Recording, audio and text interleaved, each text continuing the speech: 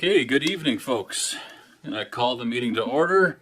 It is 6:03 on this Tuesday evening, May 6th, 2025.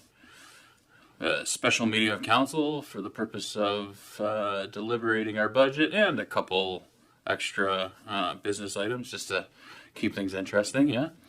It appears no regrets from the council members. Everybody is here. I'd like to acknowledge that we're in Mi'kma'ki, which is the traditional unceded territory of the Mi'kmaq people, and we're all treaty people. I'll look to approve the agenda. Are there any changes to the agenda as it was circulated, council? Any changes, any additions at this time? No? Hearing none, seeing none? Could I get someone to move for the approval of the agenda circulated? Moved by Deputy Mayor Charlton. Can I get a second? Seconded by Councillor Merrow. All those in favor? It's carried. Declaration of conflict of interest. Council, any conflicts of interest that you would like to declare at this time? So I'll restate, as I've said, as we moved into some of these budget deliberation meetings. If an item comes up that you feel is a conflict of interest for you, either real or perceived, just let me know, and you can step out of council chambers until we've discussed, debated the business item. But it looks like I'm hearing no conflicts of interest that council is aware of at this point. Thank you. Okay, we have an exciting motion. I'm very excited to be able to make this motion today. Appointment of our new CAO. We had, throughout this process, as all of you know, we had many exceptional candidates. More than 40 candidates applied for this position, many of whom, tens of them, actually had the minimum qualifications for the position. So we were really, really pleased throughout, at the way that the process unfolded. All of council was involved in the selection process, and we all feel that this CAO rose to the top as the ideal person to advance council's strategic priorities, to support and encourage our staff, and to help move the municipality forward in the way that I know that the residents will be proud of. And so, all that to say, who would like to move this motion? Does anybody have the motion in front of them that would like to move it, or would you like me to read it out? Deputy Mayor Charlton? Do you have it in front of you? Okay. Thank you. I move the Council of the Region of Queens Municipality appoint Willa Thorpe as Chief Administrative Officer, CAO, for the Region of Queens Municipality, effective mid-June 2025, as per the terms of the employment agreement signed by Mayor Christian and interim CAO Dan McDougall. Thank you. Is there a second to the motion? Seconded by Councillor Jenkins. Any debate or discussion on the motion?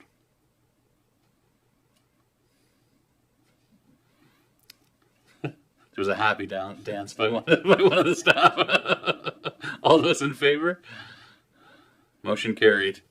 And a media release will be available on our website, on our Facebook page, as well as here in the chambers, which provides a bit more information about our new CAO.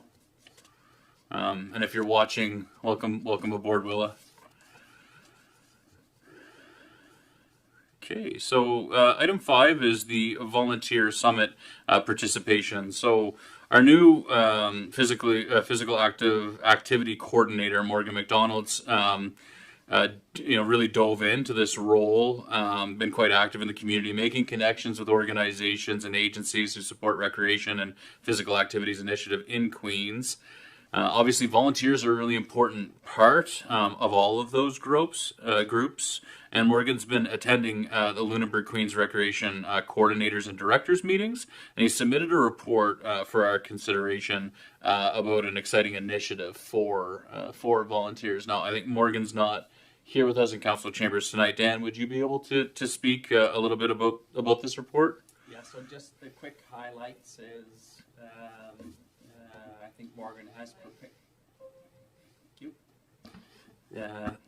Yeah, thank you. Yes, so I think Morgan has done a great job preparing a staff report. While it's a small expenditure item, it's an initiative that hasn't occurred in a number of years, to my knowledge. So I wanted to bring it to council for awareness and information, and also to seek a decision from council. Just the quick highlights is the event and programming are the result of a needs assessment and a survey that was conducted by the Lunenburg Queens Recreation Coordinators and Directors Association. The purpose of the survey was to find common barriers and challenges faced in the volunteer sector and to identify ways that they can support. So the Volunteer Summit is a product that has been generated to be responsive and to provide support. You'll see on page 2 that there were a number of groups from our area that responded to the survey. The event is this fall. Looks like pretty well a full day workshop. The municipal units in Lunenburg and Queens, so 6 municipal units, have been identified as funding partners. Purpose of the funding is to create confidence that the program can proceed and scheduling and planning can occur for it. There will be some small notional fee for participants, and they'll seek other funding partners. But they've asked for each municipality to consider a proportionate share as kind of the financial backstop and potentially contribution. It's based on every municipal unit's uniform assessment, so essentially the strength of your tax base. So the share identified for the region of Queens was up to $2,600. So I think that's the highlights. Happy to try, and Morgan has attached the slide deck that provides good detail on the program and the background. So happy to try to answer any questions for council. If not, look forward to your decision. I do have one question. Looking at the list of groups that were involved in this, I was surprised there wasn't any volunteer fire departments involved, because it does say about all the groups, but no fire departments in Queens County have put their influence in this. Yeah, I can certainly find out if they were invited to participate in the survey. I just don't have that knowledge. I think what is identified in the report is the groups that did respond. I don't know if they were invited to participate in the survey. Further questions, council, about the report? Just what are we looking for here? Because, you know, we've all been studying budget stuff, and you're looking for a motion to table maybe and to discuss it at the next council meeting? What is it that we're looking for?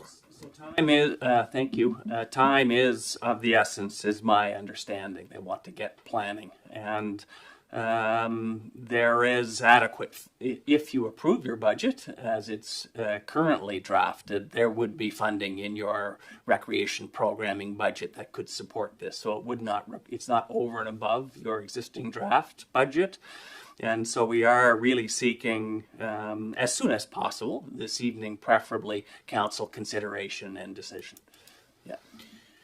And okay, so that was going to be my question. Is this would this be over and above what we've envisioned for supportive resources for recreation, or could we incur this? So it's $2,600 cost, and I see that in the slides where they talk about the cost breakdown, that these are worst case scenario costs, and that there is possible provincial grants or sponsorship or revenue that could be incurred from elsewhere, and that we would whatever is left for the municipal units to pay, we would pay our fair share based on a uniform assessment. Is that right? 100%. That's exactly what this is. Yeah. Deputy Mayor Charlton? Thank you. Just for clarification purposes to the CAO, I'm assuming that because we haven't yet passed our budget is the only reason why we have a motion that we have to discuss. Otherwise, it would fit into our current budget, or is it sort of a bit of that and highlighting that it hasn't been done. So it was always my understanding if it was something that was budgeted, that it didn't need council approval, depending on what it was. I'm just trying to understand that. Thank you. Hope I can answer that question. So, it had an initiative like this been recurring annually and been built into the budget, I probably would have approved it independently of council. Since it was a new initiative, I thought it was important to bring it forward to council, so, in part for awareness, and to get a signal from council if it's something that you wish to support. I do think that in your current draft budget there would be adequate resources to fund it without this being an additional amount. Yeah. Okay, Council, I'd like to get a substantive motion on the floor before we debate or discuss it any further. I'd look for a motion that the Council of the Region of Queens Municipality approve up to $2,600 to support the expenditures associated with hosting of the 2025 Volunteer Summit to be held on November 8th, 2025 at the Lunenburg NSCC campus in Bridgewater. Moved by Deputy Mayor Charlton. Is there a second to the motion? Seconded by Councilor Romero. So further debate or discussion on the motion at this time? Go ahead, Deputy Mayor Charlton. I just wanted to highlight under the communication part, it says all respondents of the above mentioned volunteer survey will be contacted directly with an invitation to the event registration. And our QM staff will identify and contact additional groups that may benefit from this event. So I think to Councilor Jenkins' point about fire service Could be an opportunity to include other groups. It's my expectation based off that they would be extended an invitation. Noted. Go ahead, Councilor Fancy. I take it, as we look at this, it's going to be a meeting for groups to come and learn more how they could be able to get grants and such as. That's what I'm getting from this, because there's people like the Hank Snow Society isn't on there, things like that. If they don't go to this, it doesn't mean anything other than going there and learning more, right? Mm-hmm. I mean, this is what this is all about. That's right. I believe so. Not just how to attract grant funding, but also so volunteer recruitment being an area they wanted to look at. IDEA, which is a methodology around ideation and workshopping. Also, so social media and website content development. So really kind of professional development, skill building, capacity building for volunteers in the community-based organizations within. Is there a member of council who would like to argue in favor of the motion? Is there support for the motion? Councilor. Well, I will say that volunteers are the backbone of any community, and whatever we can do, I think we should do. That's not a whole lot of money, so yes, I'm for. Any member of council who wants to who would like to debate against the motion? Anybody like to debate against the motion? Is there any further comments before I ask the question? The only question I have is, it says maximum number of participants is 100, but they have quite a list of volunteer groups. Is that 100 going to be adequate if everybody wants to go?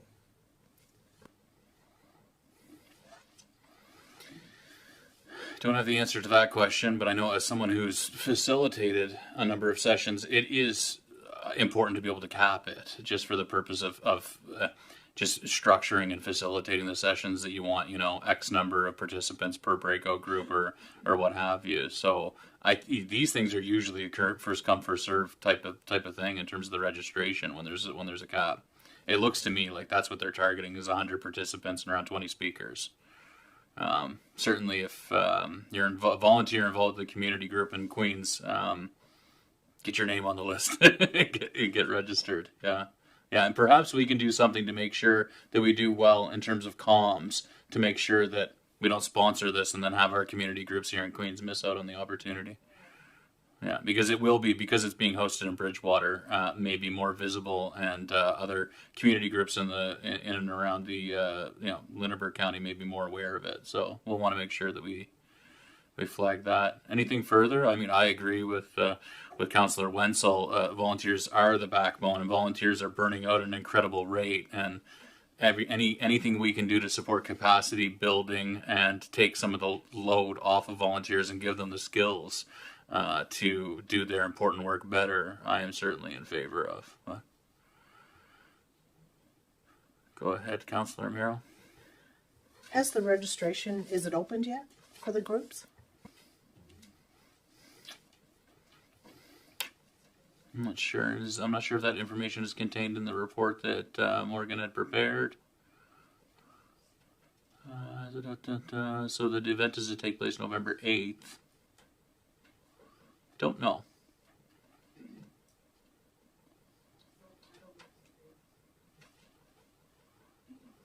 Not sure, Councilor Mayor. Is there a number or anything that they could call to register, or because I don't see any of that information? Just curious.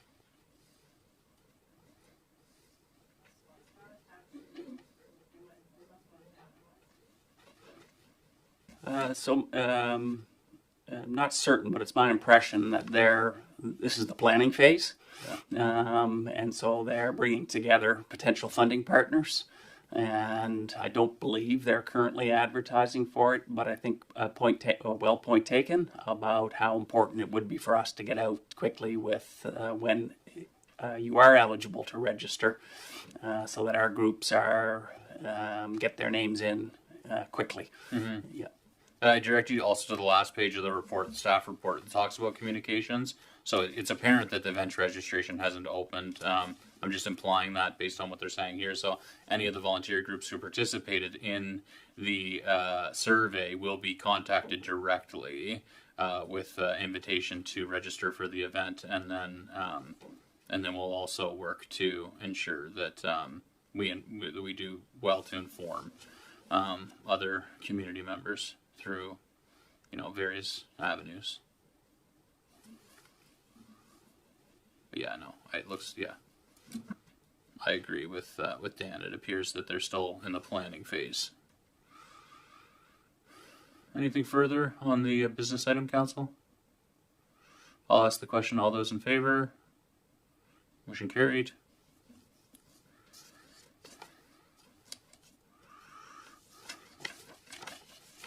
Great. So I think that takes us to the meat of the matter, which is the budget discussion for this evening. Sidewalk comes next. Does it make sense to talk about the sidewalk before the budget? I think it probably does. So since I have it in mind as item 7 rather than item 6. Is that true? Is that true? Is that the circulated agenda? Okay. So I'd look for, I'll just ask for an amendment to the agenda to move the business item on the information request from April 28th with respect to the sidewalks, for us to receive the sidewalk report ahead of the budget discussion. Could I look for an amendment? Okay, and that amendment to the agenda is moved by Deputy Mayor Charlton. Is there a second to that amendment? Seconded by Councillor Jenkins. We need 2/3 majority to amend the agenda at this point. Do we have 2/3? Can I ask the question? All those in favor of the amendment?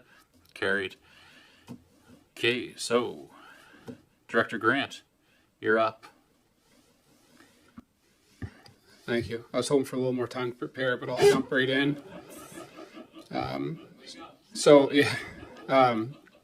After the last meeting, I guess council had lots more questions about getting sidewalk expanded outside of town. So we put together a quick report to try to put some context around getting sidewalk as far as the new the Liverpool Library on Harley Humphrey Road. So the report breaks it down into a couple of phases. The first phase being along Waypoint Road to George Street. The second segment could be continuing on Highway 3 or along Harley Humphrey Drive. Both parts of the second phase are generally the same length. There's about 105 meters distance, so it's not substantial. the MPAL understands working with another group on a walkability audit that's coming up the end of May, early June. That'll kind of identify some of the hazards in that area, and he's going to report back with some of that, which could help support development down the road. Finally, the report ties together some probable costs. So probable costs generally are accepted as being plus or minus 40%. So it's pretty substantial, but at this point, not a lot of information to go off besides a desktop kind of assessment and audit. So the first segment along Waypoint Road, proposing that would cost around $726,000, which includes the engineering design costs. The second two segments, one of them's nearly 1.4, the other alternative about 1.16 million. For either of those. That would be for the construction of a 6-foot sidewalk, curb gutter, and stormwater management where it's required. Moving along in the report, there is some concerns around the Millbrook where that crossing is, that it's a little bit narrow. If council wishes to proceed, we'll need to obviously get some more information, get better costs determined to come up with a design, a project estimate. Based on tender pricing share from other municipalities, we expect probably 25 to 40% increase if we went to market for tender to a private contractor.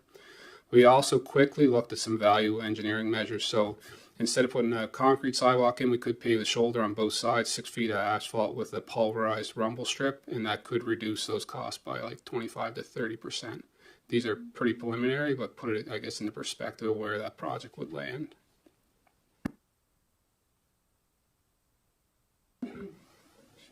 Any questions or clarifications for Director Grant, Council?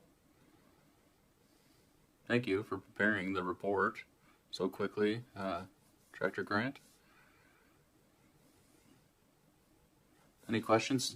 I have a question just with respect to the walkability audit.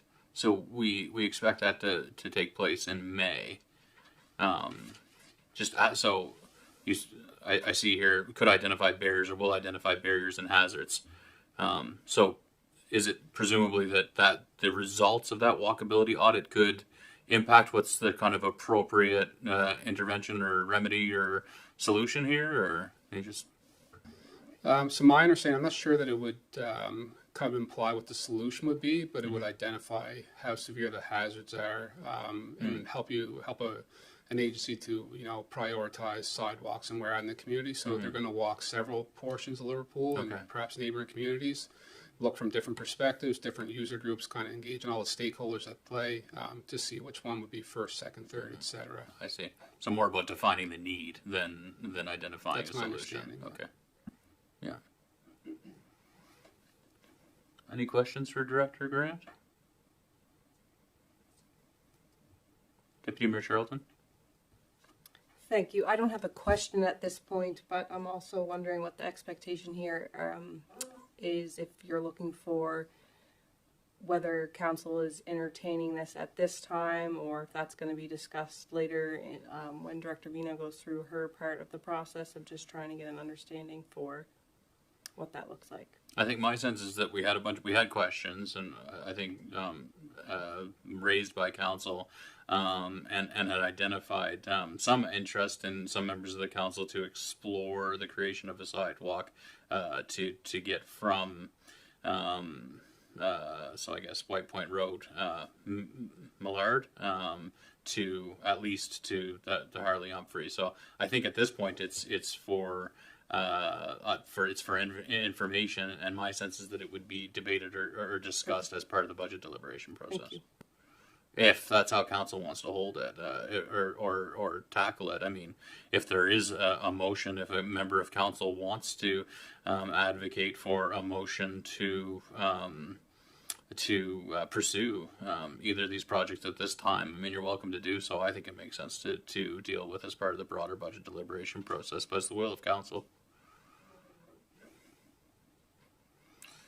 Okay. So maybe for the sake of a motion, I'll look for a motion to receive the report on the sidewalk report as prepared by Director Grant and circulated. Moved by Councillor Carver, seconded by, can I get a second? By Councillor Jenkins. All those in favor? Carried. Thank you very much, Adam. Okay, Joe Money, now it's your turn. She's been waiting with bated breath. Take it away. Good evening, Council. So you should have an information package on your desk. It will include the list of changes from last council meeting, and that's where I'm going to start this evening. There was an addition of a position called the Policy and Strategic Initiatives Coordinator that was added to the budget, and then there's a corresponding increase in the vacancy allowance, so that would increase the revenue and the expense. We also added the Utility Low Income Assistance Program, and we put $15,000 in there at the direction of council. Staff, if council approves that program, staff will come back with some suggestions to council on how best to implement that program. Section 15 under Queen's Place Special Events. Council remembers we had some conversations regarding providing some seed money to perhaps look out for some events or a method on which to pursue events in the next fiscal year. So we added $25,000 to the budget for that. And then the last line is we put some meat on the bones, another $20,000 to assist the new programming coordinator with some funding to do external community programming recreation in our budget. So if you look at the very top, the deficit from April 28th was almost $22,000, but the deficit now is nothing, which means that this budget workbook you have in front of you is balanced. And in order to balance that, we pulled $124,915 from the accumulated surplus. And that means that the base tax rate in this budget remains the same.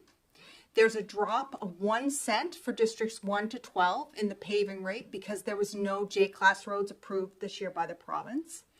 And we've been able to decrease the hydrant rate by a penny because with the lift, we didn't need to charge as much.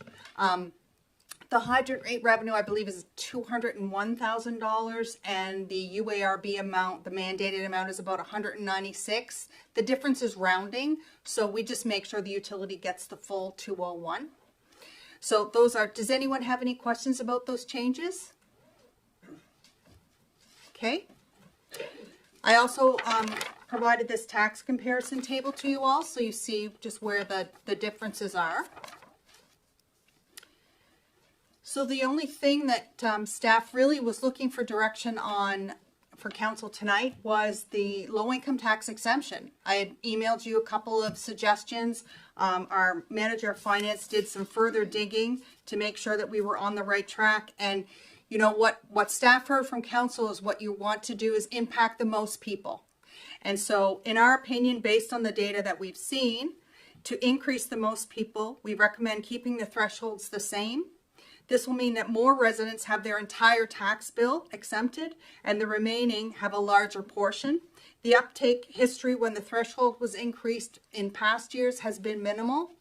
So we looked at, the number, the percentage of people in that lower income bracket that use it and how it will mean more people get their entire tax bill paid. So the suggestions we outlined here is increasing the rebate amounts by 25%, so $500, $450, and $375. That's an additional amount in the budget of $18,000. That's on top of the 10. The second option was something that Councillor Amaro suggested with $500, $450, and $400, so that's slightly more at $20,400. And then the final option was, which is additional $550, $500, and $450, would increase the budget $37,950. And of course, council can pick any combination of those. I just threw those out there just as a guide. And so if council should decide to increase the budget this evening, whatever amount that increase, I will be adjusting the amount that we're going to be pulling from the surplus, because it's staff's understanding that council wants to hold the tax rate steady.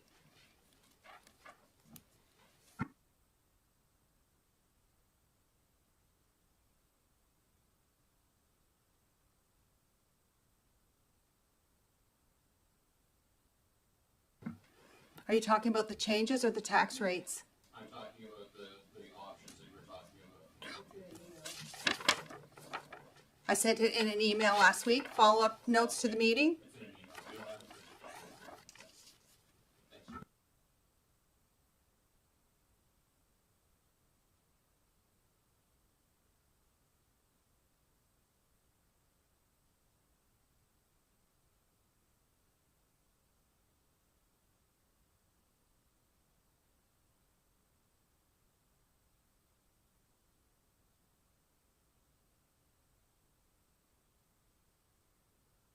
Councillor Fancy? Queen's Place. I think putting 25,000 in for special events is just not enough to look at. If we were to, I know back years ago when we had music events and such as, just to get a group to come in is 25,000 or more, just to group themselves without any extras and everything else that costs the board. If we try to do anything at all, it's going to cost a lot more than that. And it's not that you spend it. Sometimes you have to spend it at the initially, then you get it back as you make your money back. But if you're only putting 25,000 in, then we have to come back and try to figure out how we're going to do it and where's the money coming from or anything else. And if there are other things that we decide we want to do, is like maybe you never know, we might be supporting hockey or something. Who knows what's all going to take place. I think putting 25,000 in there is just, it's just like saying we're putting something in there, so just to put something in there to say it. I don't think we're really saying we mean something. I think it should be a lot more than 25,000, but that's only my opinion. Just a quick point of order. I thought we were discussing the water rates. Are we discussing the whole budget now? Is that open? Yeah. I'm confused. Let's tackle the low tax exemption, but we'll circle back to Councillor Fancy's point on funding for QPEC events and activities as well. But let's tackle the low income tax exemption. Or is that what you were talking about? The low income tax exemption, not the water rate or the okay. Because now I'm confused. Is there an option that a member of council would advocate for here, or a hybrid approach based on the options that have been prepared with respect to how to deal with our low income tax exemption program? Councillor Jenkins? Considering that we've already added 10,000 to the budget for this, I'm in full favor of the extra 18,000 to bring it up 25% across the board. I think it's a good place for us to start for this year, and then we can see the impact each year instead of going too crazy with it. Unfortunately, everybody needs help, but we also have to worry about the tax rates in the region. So I'm 100% behind the first option of an 18,000% increase, which is 25% to those that need it. Thank you. And so that would hold the thresholds at the same place, but increase each of the rebate amounts by 25%. Any further debate or discussion on it? Is there another option that members of council would like to explore? Councilor Miro? So am I correct, Joanne? The 400 would go to 500 if we went with Stu's suggestion. The 350 would go to 440, and the 300 would go 375. Is that correct? Okay, thank you. Okay. Any other thoughts on that? I mean, we did have a fair amount of conversation about the fact that money doesn't go as far as it used to, and so an opportunity that you could potentially think about adjusting those thresholds, and so the upper tier threshold right now is sitting at what's the highest amount you can for a household? 35,000. Okay, and I know it's challenging from a budgetary perspective to crystal ball it and to say if we were to move the threshold to know really how much more of a tax exemption we would be providing to the community.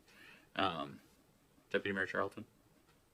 Thank you. I think in looking at the comparisons that Director Vino provided for us with some other municipal units, 35,000 sort of seems to be the top end, except for MODL, which I don't think is comparing apples to apples. Right.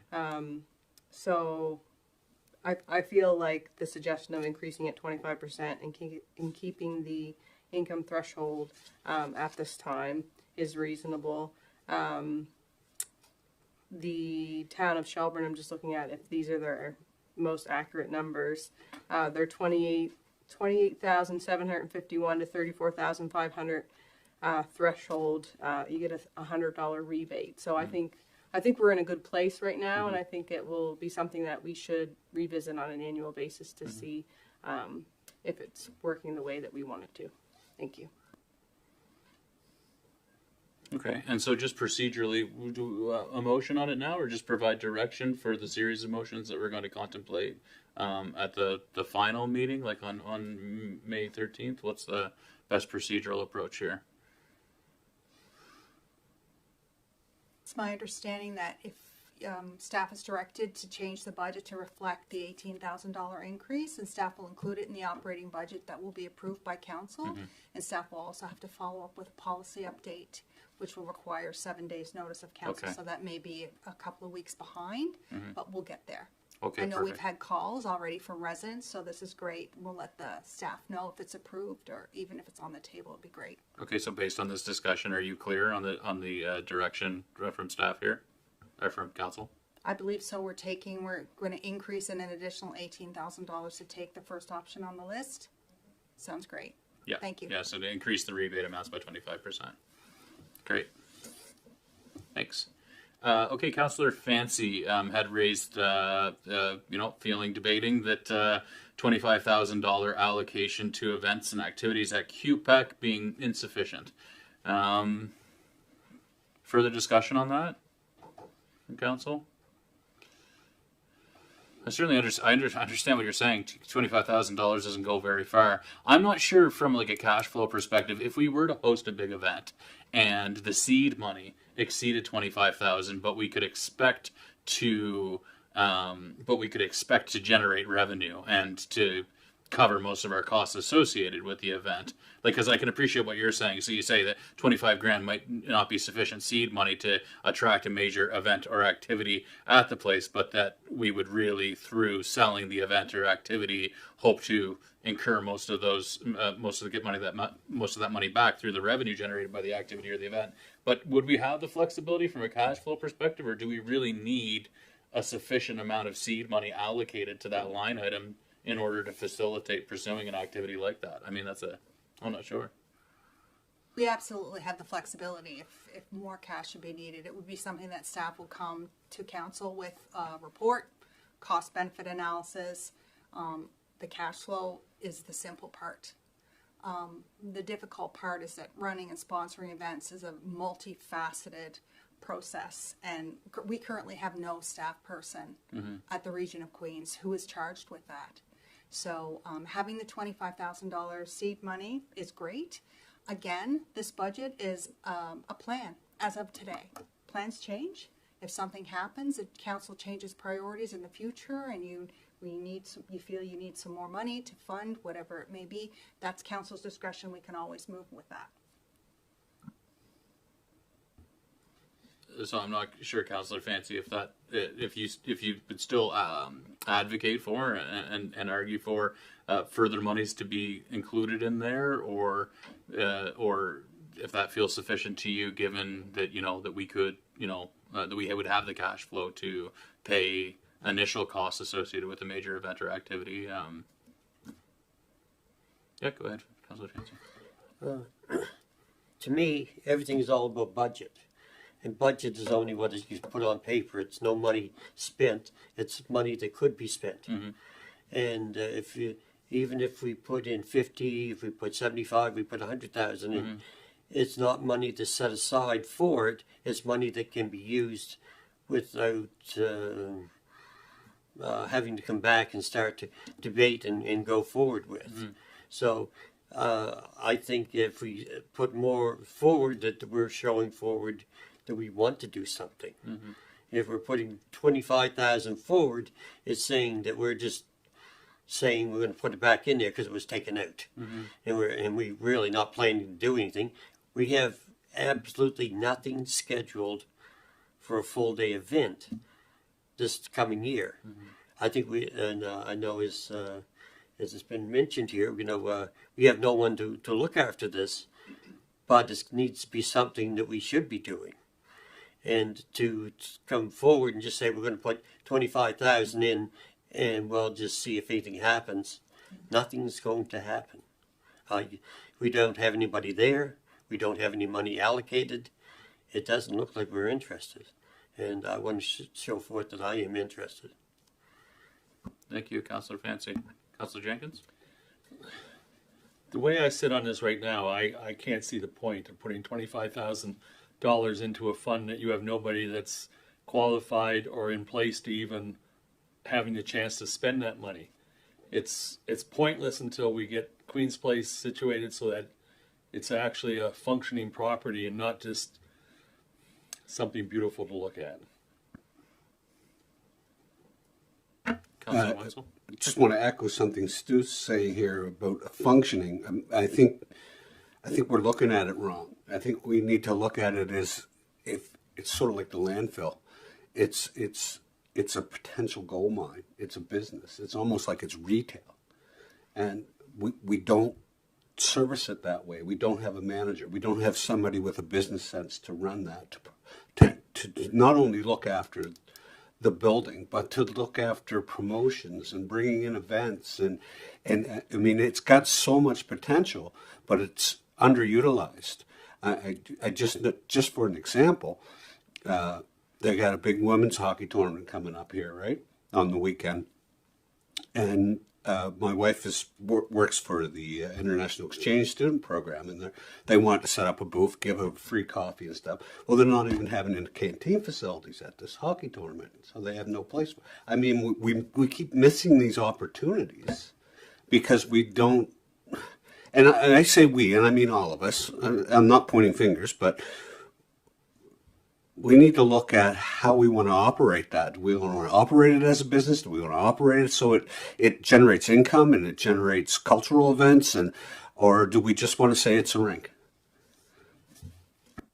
I agree 100% with what.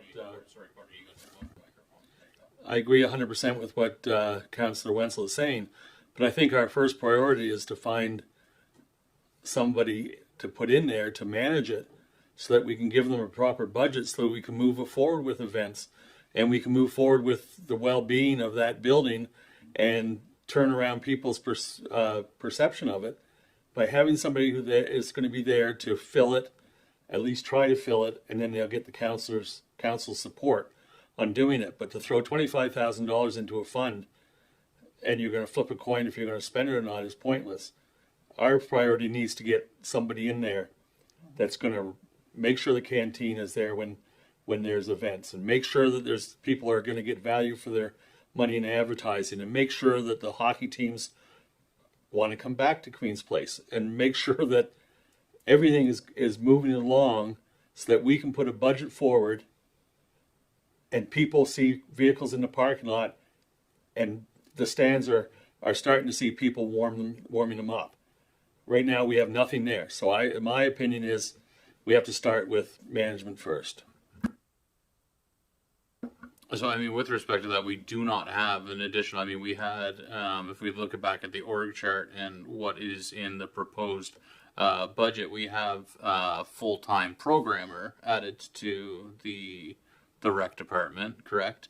But we don't have any additional staff resources allocated to the Quebec specifically. Is that right, Dan?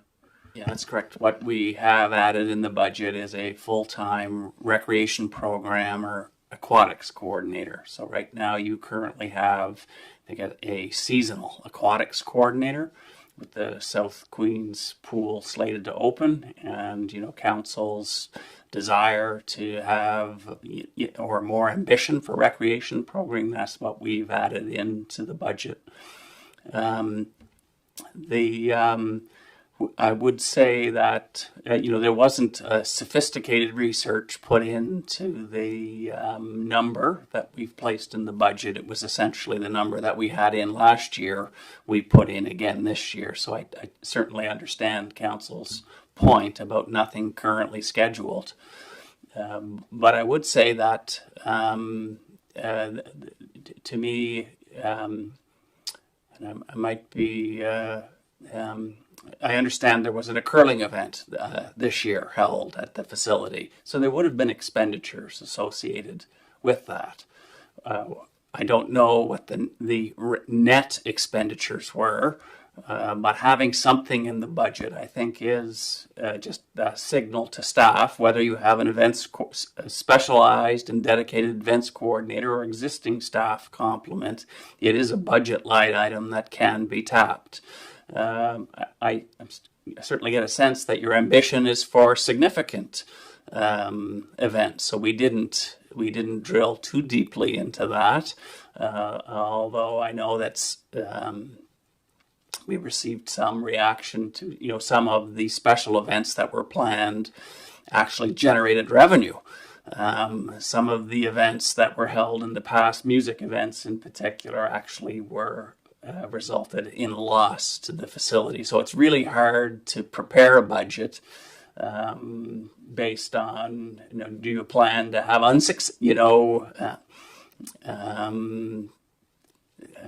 yes, I think enough said, but I think that just having something in the budget, the intention was just a signal to the existing staff that there's some authority to spend money on some events over the course of the next year. Mm-hmm.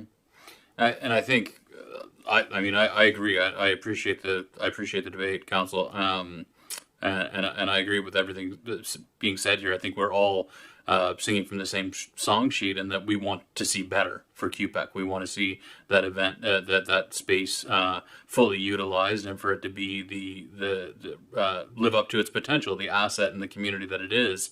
I think, and from obviously not getting into the weeds, the operational weeds, or not talking about personnel, but my expectation is that the recreation department, though, is going to be set up better this year, in that we had a vacancy in the MPAL position for some time. And we've never had, at least in my memory, a full-time funded program and then aquatics person in that. My expectation, I think, would be that, I know that the director of rec had to wear many hats, had to effectively be a programmer and aquatics director and physic and MPAL basically and the director. So our capacity as a team within that department should be much more robust moving forward into this budget year. I think that to be the case. So I think that it would be fair, but it is a clear signal, clear messaging from this council anytime we've talked about QPEC, is that there is a heightened expectation and a value placed on making Queen's Place what it should be. I'm not sure if there's a business case or an argument that we should be funding another position, a different position of sorts at QPEC, to ensure that we can, to set us in a trajectory that Councillor Jenkins has articulated. I'm not sure, but I do believe, since I've sat in this chair, that our department is and then with the addition of an additional programmer, will be much better situated, I think. But I'll put it back to council in terms of what direction we want to take this. Yeah. I go back to just what I've said all along, and that's that when you have money over there, as CEO McDougall said, events come in. If you don't have money there, you don't have money for doing some other things. And it could be some things, there might be somebody else who comes forward with a music event that they want to do that we aren't searching out, but they're coming looking for us for. We've never been open for it. We've never put ourselves that way. So I still think of 25,000 doesn't ring any note to me. But the other part of it is that I think to walk away from this tonight and say that we're not going to do anything in the sense that we're not going to have anybody that's going to promote or create or try to do something, I think we're just letting it go slide through. We get this, as Councillor Winslow said, we got a gold mine but we don't have any picks. So we're not going to go anywhere if we don't set something up. If we take that one part-time job and make that a full-time, what would that be? What would it cost us if that person could do both those things and be able to be there for the aquatics year-round, but somebody who is capable of going forward and to promoting and to looking around for other things, that we could do that. I don't know. I'm just asking that. Just for clarification purposes, would our community development, like our economic development department, also not have a stake in whether there was an event that was going to bring in a lot of people to Queen's Place? Is that not something that would be potentially collaborated on between the economic development department and the recreation department? I'm just thinking because to me it feels like there's some overlapping there. And so I also would agree with the mayor's comments about like we're being better prepared, I think, to support recreation at Queen's Place. So I'm just, I kind of would like to see what that looks like, and just wondering if there's also an opportunity for any restructuring to better support Queen's Place and looking for events and promotions, because it was referenced here a few times about not having that dedicated staff person. And those of us who were on the last council would recall some changes there in our last budget, that specific position was reorganized to community or to economic development. But it was our last council's expectation that there would be a dedicated staffer, more as like a GM for general manager for Queen's Place. So I know that it's not council's role to figure out who does what, but I'm just, I guess, trying to articulate that maybe there's an opportunity to clearly better define that, because we had an orientation from our director of recreation and one of the economic development staff, and it was my understanding that that person in economic development still could have a piece in promotions and things like that with Queen's Place, because they could kind of tie into that economic development lens. And so I just wanted to flag that. I also think as far as the $25,000 goes in the budget, it's not affecting the tax rate. Like there's a transfer there of I can't recall what the number was right off, but 124 or something to balance that. And so we can put another 25 or 50,000 in it if that's the will of council, or we can leave it as it is. And if there is more money needed, like Director Vino said, then they come and ask for it. Either way, we would take it from the surplus. The where it's coming from is the same. So I just wanted to highlight that, because I know when I first sat in this seat, it seemed like whatever was in the budget was set in stone, and you would not be able to do anything else until the next budget. And that's certainly not the case. So I think that that's just important to note. Thank you.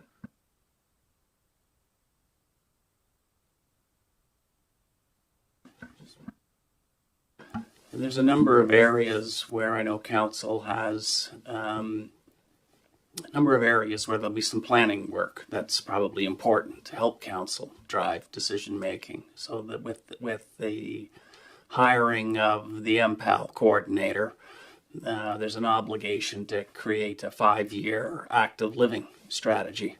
The council's also spoken about a recreation master plan. So an active living strategy would be, for lack of a better term, would be a chapter in a recreation master plan. Economic development strategy was identified.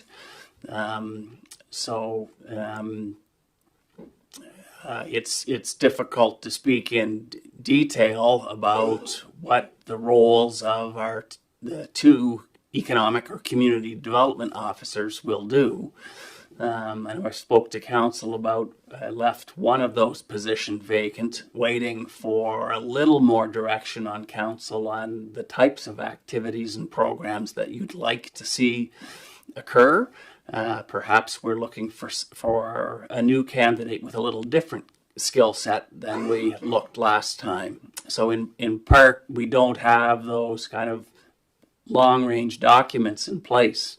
Part of the funding in the budget is some resources to have assistance in creating economic development plan, recreation master plan, and so that will make it easier for staff and for council to kind of identify where your resources need to be for initiatives in all of those areas. So I just mindful of that. I mean, in events, we could certainly add an events coordinator position to the budget. That's an option for sure. I think that would certainly create activity in seeking out events to be held at. Or you may wish to kind of let some planning unfold and then decide how you wish to resource that. I think either are options, but in part it's hard to give, hard to have specifics in areas where we know we'll be developing priorities and actions over the coming year. Yeah, I think that from my perspective, there's a lot of unknowns in terms of what our community economic development shop and department is going to look like and what our recreation department is going to look like. We're investing what I think is in meaningful ways in both of those departments, and we're also signaling our support and our intention, I think, in the direction that the council wants those groups moving, and identifying that, having that plan for physically active lifestyles, having a strategy for economic development, and having that recreation master plan, an opportunity to really influence the direction and the work of those departments. I think my challenge is I don't want us to try to crystal ball it and then create a position that is a perpetual cost to the organization if we're not sure we need it. And we don't want to get in this position where we're funding a bunch of expenditures from the accumulated surplus that are going to be perpetual ongoing operating costs to the organization, like a staff salary.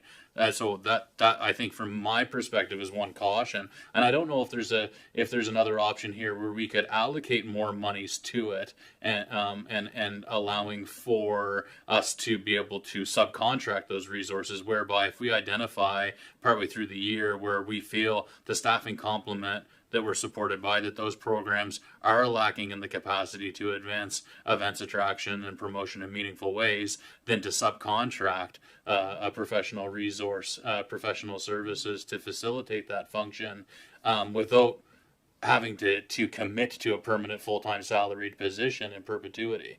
The idea freaks me out of building out more salaried positions within the organization without knowing that we have that our tax base can support it as ongoing operating costs associated with within the organization. So I don't know if that's a reasonable middle ground to say we need to see what the new complement and what our new program looks like, structuring the community development, economic development office with a deputy CAO in that role, what that would look like. And then also adding those meaningful positions to the recreation department, what that would look like, and also providing the opportunity for our newly appointed CAO to take stock of the staff resources that she has available within the organization and determine how best to deploy those resources to execute on the will of council. But it could be a mechanism that we could, would that make sense, Dan? Like just procedurally, or Joanne, would that, like, in terms of a little bit of an interim approach to say allocate more monies from the accumulated surplus as a one-time cost for this year, call it, I don't know, like $100,000 or something like that, to to seed events and activities, but also potentially to remunerate, to pay for subcontracted resources, contract resources, rather than a salaried position as a bit of an interim measure? So council can do whatever council wishes. Yeah. But to echo what our CAO said, the plan must come first. We don't need to put the cart before the horse. It's like cooking without a recipe. You're throwing everything in the pot, and hopefully what you get turns out the way you wanted it to in the first place. Council has the discretion to add money to anything throughout the year. We're very fortunate in the region of Queens that we do have funds that we can use should opportunities like this come up. And we do have an incoming CAO who will bring with her a vast knowledge that none of us are aware of yet because we haven't met her. But I think it would be, we can do it for sure, but you don't have to do it today. You can pause and revisit it in 3, 6, 9 months when you have your strategic plan all in place and staff understand it, and so we can use it as a guide for us, so we can come back and bring you ideas on this. This is one of your, if Queen's Place becoming a business, because it's not, all facilities like Queen's Place are loss leaders. They rarely make money. But if that's one of your strategies is to increase the revenue generating use of Queen's Place, that's a big piece. That's a big piece. There's lots of little pieces, but staff can use that. If that's one of your paths, we can use that as a guide to go down and get you where you need to go. But there needs to be a plan. But the money's there when you need it. It doesn't have to be today. Don't feel pressured to make those decisions today. Go ahead, Councillor Fancy. Yes, I don't think we'll ever be a money-making scheme going forward this way. I think there's a lot, but our mayor has said that could possibly we could work at and look at, because there's things like house shows or other things that could come. If you're not looking for them, you won't find them. And that's the type of thing. We got to have somebody who will be out looking for those, because those things won't just come to you. They don't come knocking at your doors to see if you want them. We got to be looking for them. So that's where we're in.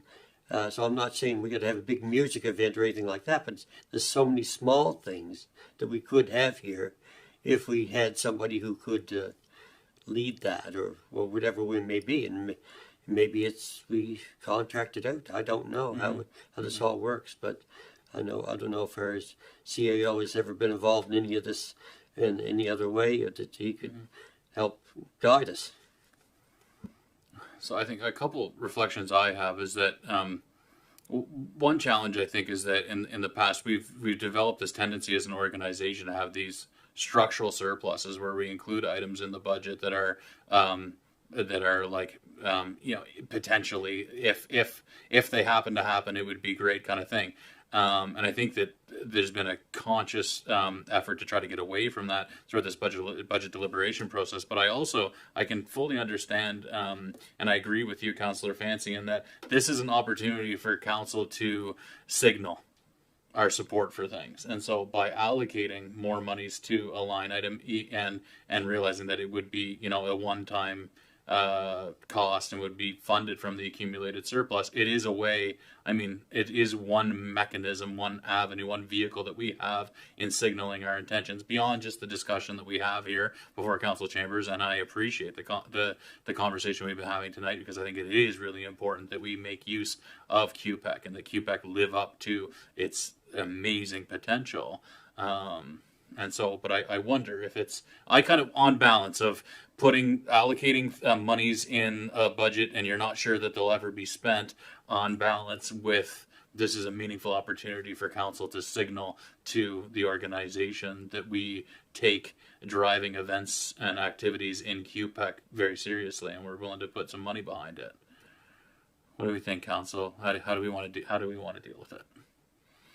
It's clear that Councillor Fancy is strongly advocating for allocation of further resources in that pot of money for attracting activities and events to QPEC. Go ahead, Councillor Mira. I'm in favor of putting money in front of it. We definitely need to utilize it. And I have no problem with putting 100,000 in that line. I think we have a lot of work to do with Queen's Place. a lot of structuring, a lot of planning, but I have no problem putting 100,000 in that line. So that's Councillor Marrow has suggested 100,000 may be a more appropriate line item to include or amount to include on that line item. Further debate or discussion, Deputy Mayor Charlton. Thank you. I certainly would like to see more events there as well, but I'm also struggling with the fact of what our CAO has highlighted, that we don't have the recreation work plan, or master plan rather, that council identified early on in the strategic priority process. Yeah, it's a tough one because we can put more funds there to support that work, but also what is the expected timeline for a plan of that magnitude? I would think at minimum 6 to 8 months. And we do have a new CAO coming in who will have to understand, the lay of the land, and it's going to take some time. So I don't know that it's also reasonable to be able to sell to the community that, or set the expectation that we're going to be able to potentially have events of that magnitude in this 25-26 budget year. So I feel like if I know we've put the funds in the budget to support that recreation master plan amongst other plans that the CAO has mentioned, I sort of feel like this is a moot point because I just don't think that the timing works. So I think we could leave it as it is, and if our new CAO comes in and works with our director of recreation and identifies an opportunity earlier than what's expected because of us waiting for that recreational master plan, then it would be flagged to us, and then we could pony up some funds then. That's how I feel at this time. Thank you. So we always have that the option. Well, we're fortunate to have an accumulated surplus fund from which we can fund unbudgeted expenses if it's the will of council. Councillor Jenkins, do you want to get in there? I agree with Councillor Charlton, and the reason is because if suddenly an opportunity arises and we put the money to it, it means we're doing something. We're taking steps towards making Queen's Place better. But if we put a big chunk of money in there, and next year we have a line item that nothing was used, then it's showing that we can't even throw money at it and make it work. That's my worry. I'd rather we react with positive outcomes when a plan comes to us, and we can all get behind it and put a chunk of money into it that brings something to Liverpool, Queens County. Mm-hmm. I just don't want to see that line item next year with $100,000 in it and no money spent. Mm-hmm. I think that's a negative outlook for it. Mm-hmm. Thank you, Councillor Jenkins. But I think the concern from Councillor Fancy is that if we don't have resources allocated to it, then nothing will happen. And I think that what's important from this conversation is that we're sending a very clear message to staff that the expectation is within the staffing complement that will be included as part of this budget. I haven't heard anybody argue that we should be adding an additional staff person to the Department of Recreation at this time. If you don't mind, I don't equate recreation with business management or promotions. I think we're putting them all in the same basket here. Just in that it's traditionally been a member of our Department of Rec who's run QPEC, but I appreciate what you're saying. And I think that's where I get lost a little bit in the conversation. And I agree with Director Vino that just like Crown corporations, you're not there to make money, but you can have them in the black. I mean, we've seen it in smaller towns than this that they're in the black. We were in the black when we had an old rink that we froze our asses off to put our skates on. But I think advocating for what you just mentioned, for a sense of another position, it's hard to do. I think it's needed. I think if we had some savvy person that knows how to run a business, knows how to rent properties, knows how to promote events, I think it would do us a world of good. But we've been sitting here going over the budget for the last month or so, and we've put climate change on the back burner, we've put flood mitigation on the back burner, and it becomes really hard to advocate for another position. We've just hired somebody for human resources. We've just hired a new CAO. We've been spending money. We've been hiring people, and we've all been thinking that we've been doing a pretty good job, and we're bringing things up here. But I would definitely advocate for a position like that over there. But at this time and place in 2025, it's tough. Mm-hmm. But I do think promotions, like Dan had said, if you can wrangle it around, we get a new CAO, you get a new deputy CAO, you've got economic development people, and if we can all pitch in together and somehow get that to work, we might be able to do something with promotions. And like Jack said, a lot of people may not come here looking for us. We got to go out and look for them. But trust me, there are people here that do come looking for us. That facility has got the best sight lines, anything this side of Port Hawkesbury. Mm-hmm. It's got great acoustics. We can ice all year. I mean, people are looking, they're kicking tires, but I mean, we come back with, we got nobody to manage the canteen. We've got nobody to set up the tables. We've got no contracts for promoters. I mean, we can clean that up without hiring somebody, I guess, in a roundabout way. Yeah. I also expect that I have a lot of faith in the team of staff that we do have around the table, and some of the positions that we are funding, that we should be able to round this out. I think what's really important, though, there hasn't been a clear expectation or clear messaging from council that that's the expectation for QPAC, and in past discussions around council chambers. As a close observer of the municipality for years, that has not been clear messaging from the council to drive activity, not necessarily profits, but to drive activity and utility and usage of do what we can to drive that forward. So I think it's a meaningful debate, but we need to come to a decision point with respect to just the line item, how much we want to include in there. It's currently sits at 25,000. Do we want to adjust that, council?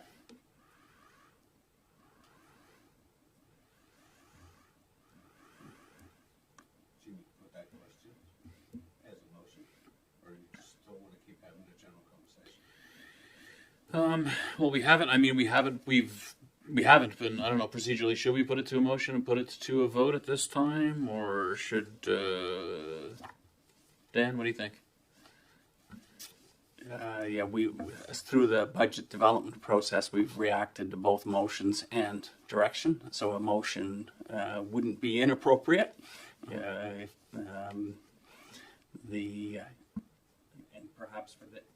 perhaps for this issue, that I think that's probably where you are right now, is to put forward something and so that staff have clear direction in terms of what we put in the budget that we intend to bring forward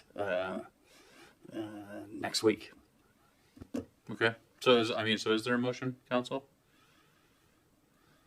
Is there any member of council again? Councilor Fancy? I have no problem with it. Is that I'd like to see us put 100,000 in there. I understand that if we come back and there's 100,000 still in the account next year, it's not going to look good. But I think that should give us driving to say that we don't. Well, we could still have 100,000 in there, but we could have had three events too, and get the money back from it. Right. So I think that I've been on. This is my fourth term on here, and I'm going. And you said you've watched council meetings. I've been through too many council meetings. We go through this and we talk about what we're going to do, but if you don't put something out significant, it gets lost. And we're back to next year, the same thing, same place, same conversation, and it gets tiring. So I'll put it out that way and see what everybody else wants to do. Okay. Yeah, so I'll just reiterate, I believe that Councillor Fancy's motion is that the Region of Queens municipality allocate an additional $75,000 to the line item for a total of $100,000 to be funded from the accumulated surplus for what's the item actually called?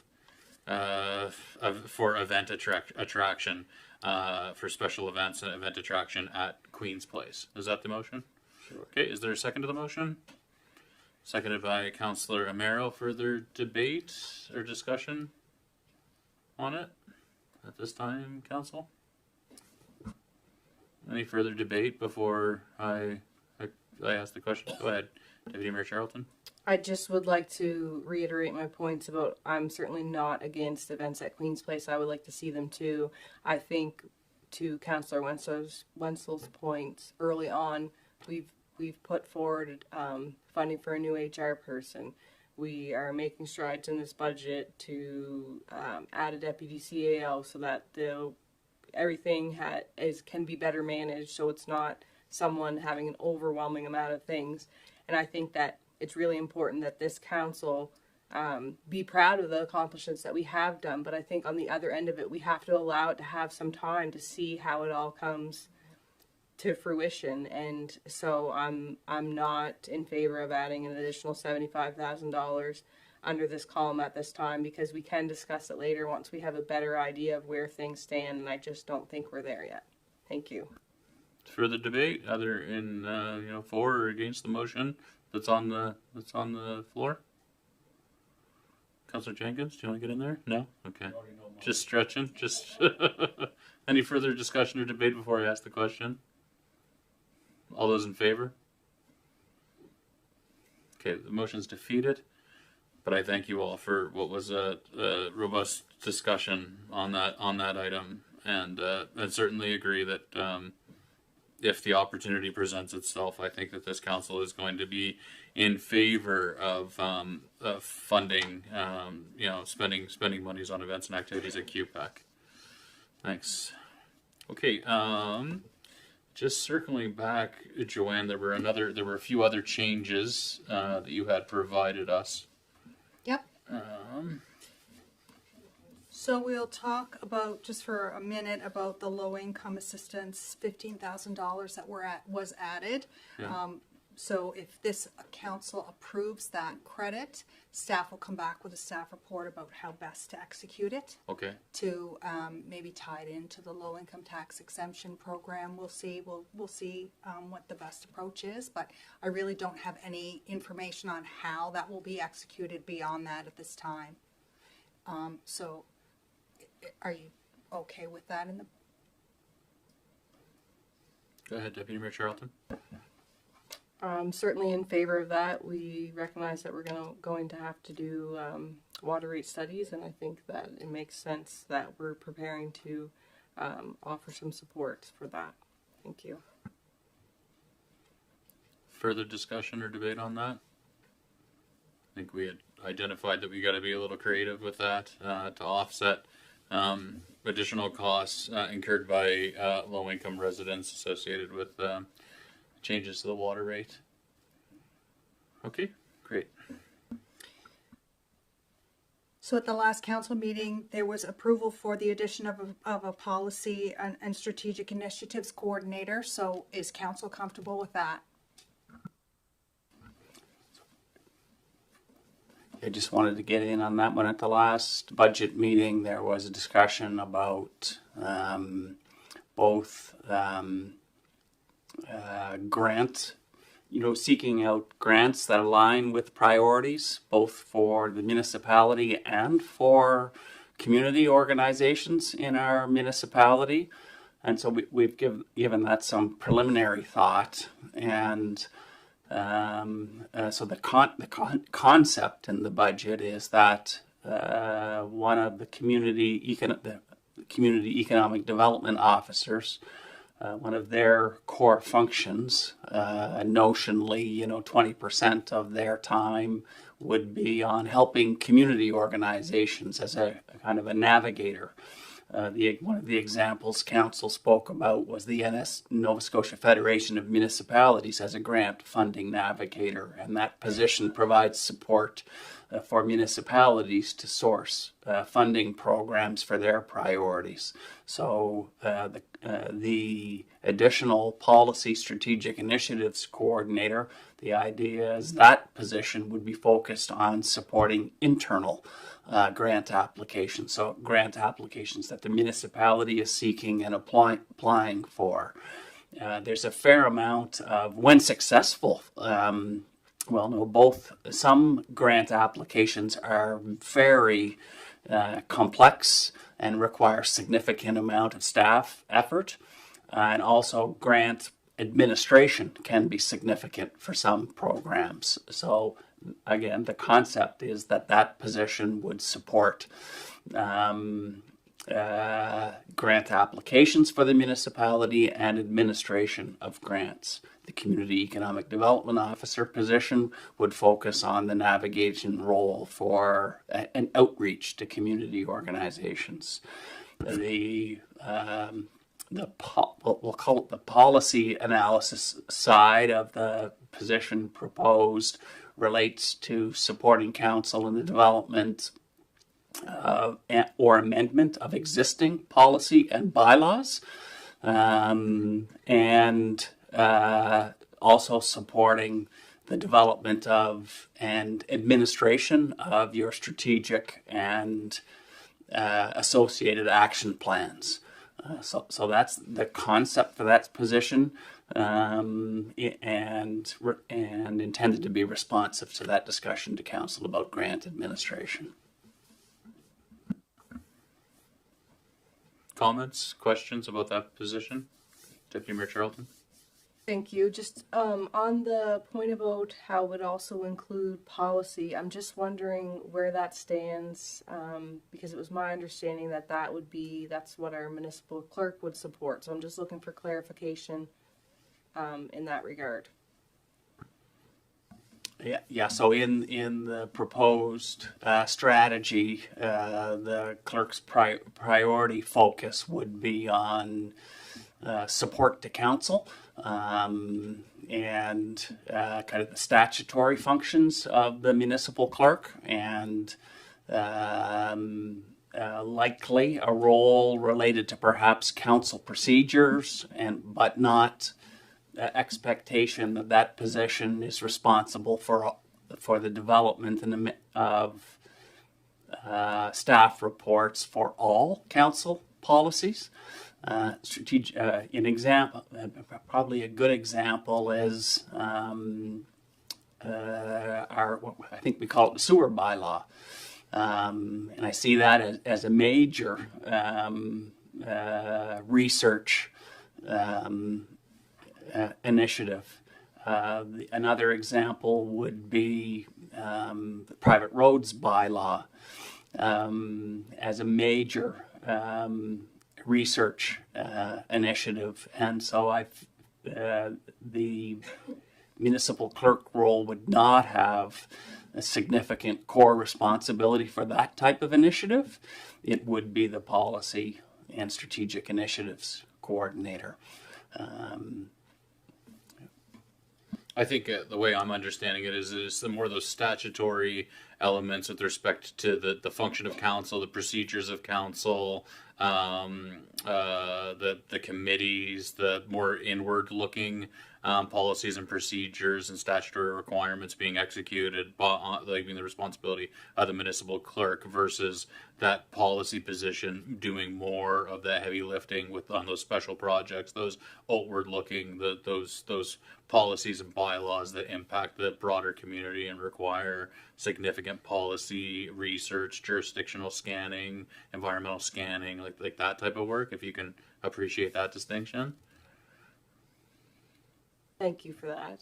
I just wanted to ask because in comparing, I guess, the previous terms, there's a lot more administrative positions than we've had, but I think it's also fair to say that there's a reason why we haven't been able to accomplish what we want to accomplish, because we don't have the resources that we need. So I just wanted to make sure I was understanding that properly. I do think we've missed out on a lot of grant opportunities by not having a dedicated resource for that. Just while I remember and don't forget, I'm just wondering if there is a dedicated staff resource at this point for accessibility. I know that we sort of talked about this at the last council meeting a little bit, but the mayor and I were just at the NSFM conference in Truro. There was a presentation on accessibility.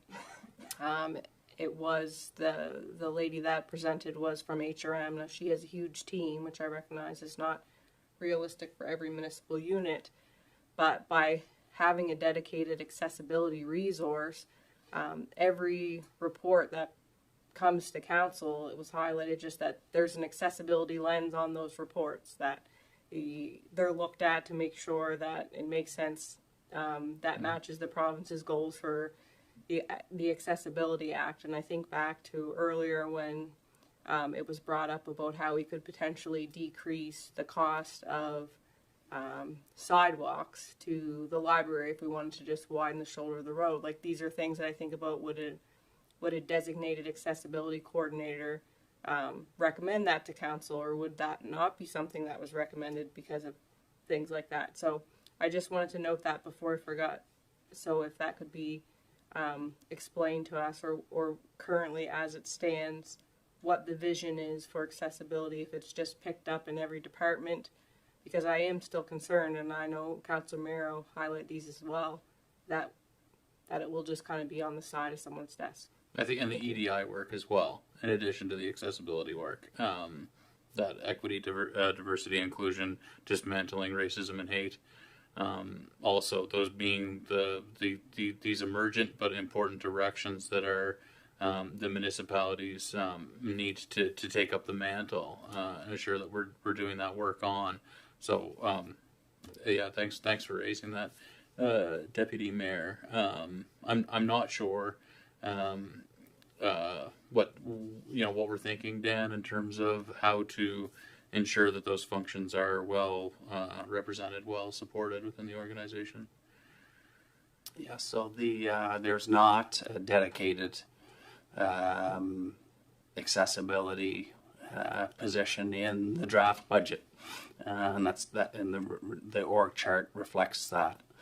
And I know we've spoken tonight about how, like right now, we have a number of positions that haven't been filled. Deputy CAO position to be filled if this is approved in the budget. The thinking, the concept is for and starting to work with some colleagues about making sure that all of council's committees are supported with, when I say a dedicated resource, a dedicated staff person throughout the organization, so that the concept would be somebody on the staff team would be identified as the lead staff person for the accessibility committee. It may be somebody in the deputy CAO department. It may be somebody in another department. So that's what's same thing for diversity, equity, inclusion. Same thing for your other committees of council. There's some very logical candidates. Planning Advisory Committee, it's the director who is the lead support. And so that's the plan, is to identify staff member in the organization. Likely for the diversity, equity, inclusion, and accessibility, likely to be in the deputy CAO department, one of the positions there, whether it's the policy position or the community economic development officer position. That's what's contemplated in the budget. Yeah. Thank you. So just to clarify, based off what's proposed for staffing complement in addition in this budget that we're debating, and what staff we currently have in-house, you feel, based off what council has flagged as concerns and objectives, that we can meet those needs based off of what we currently have and what we're proposing to come in at this point? That's a fabulous question. That's the intention, is to meet the objectives. You did touch on, I mean, we're starting to see, with respect to accessibility, we're starting to see individual departments identify initiatives in their in their budgets that are responsive to the priorities in your accessibility strategy and your accessibility action plan. I think we're also starting to see that in the diversity, equity, and inclusion. So I think ultimately that's the intention, is that all staff members are thinking about how their projects, programs, and initiatives need to be responsive to. So I do see, even for though I do see that transition to every staff member thinking about, particularly those that bring forward staff reports. So hopefully we're successful. That's the intention, and I'm optimistic that will be successful. Councillor Fancy? Why wouldn't we, as looking for a deputy CAO, have that just written into the job duties? I mean, it's not saying that maybe somebody else could do this and somebody else could do that, but it's part of his job, or he or she's, their job duties would be, and if they are the successful candidate, that they have to realize that's going to be one of their strong, I guess, initiatives. And I have to say, not trying to get out in front of this, but that the CAO that we have hired is the type of candidate who is going to attend to elements and priorities of equity, diversity, inclusion, and accessibility of our organization in a very meaningful way. Would be my expectation of incoming CAO Thorpe. I would be shocked and aghast if the successful candidate hired by CAO Thorpe for the deputy CAO position, if we choose to fund it when we approve this budget, wouldn't bring a strong skill set with respect to that. I think I wanted to echo what the deputy mayor has said, though, about the importance of ensuring that this is firmly in the center of someone's desk and a core responsibility of their role. We have to shape it based on our staffing complement, based on the skills, abilities, interest areas of the team that we have. And it has to be a good fit for purpose. We aren't HRM. We can learn from adjacent municipalities. We met a woman who's advancing the eliminating racism and hate and equity portfolio in the County of Kings, who I think we could learn a great deal from.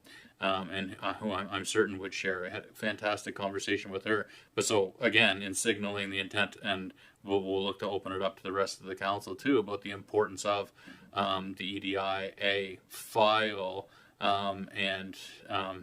With the expectation is that we interweave this into all that we do, and it's a lens in all that we do.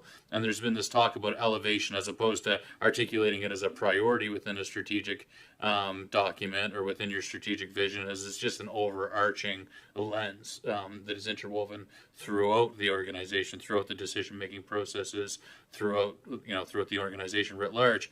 But that I think we all know that if there isn't a champion or someone whose role it is to ensure that this stuff is advanced, and who has the skill set to advocate for its inclusion in the decision-making process, then we risk it falling off. We risk it being an afterthought. Councillor Fancy? Yeah, I just want to follow up on that. I guess I'll have to apologize for saying that, because we are into hiring the CAO. The CAO hires and puts the responsibilities on them. So I wasn't trying to do her job for her. I'm sure she'll be watching and she'll be taking notes, Councillor Fancy. Any further discussion on that item? No? Okay. Is there anything else with respect to the changes, the budget changes from the April 28th meeting that you require any further direction on, Director Vino, from us? Are you good on the list of them, or? No, I think I'm fine. I just want to circle back to the CIP for Okay. a moment, if that's okay. Always. So we printed you off a copy, which is identical to the one you had at the last meeting. We've added, it actually was there before, we just didn't print it, about the asterisks and what they indicate. I did not have any input for the Queen's Place roof renovation upgrade, so I'll be removing that for the report that comes to council for final approval. When the time comes, and staff will prepare a staff report, a comprehensive staff report on the project, and we will just have to come forward and ask for unbudgeted expense for that project.